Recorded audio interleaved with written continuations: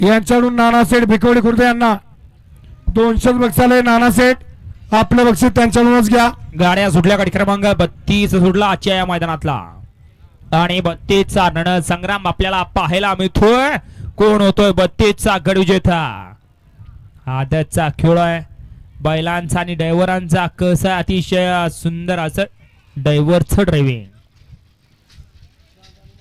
गाडी क्रमांक 32 चा निकाला तास क्रमांक 3 वर धावली गाडी.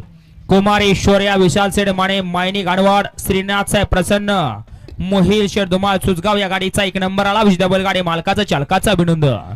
सुंदर अशी गाडी पळाली. उजवीला पळाला शौर्य विशाल सेठ माने मायनी गाणवड यांच्या ठिकाणी.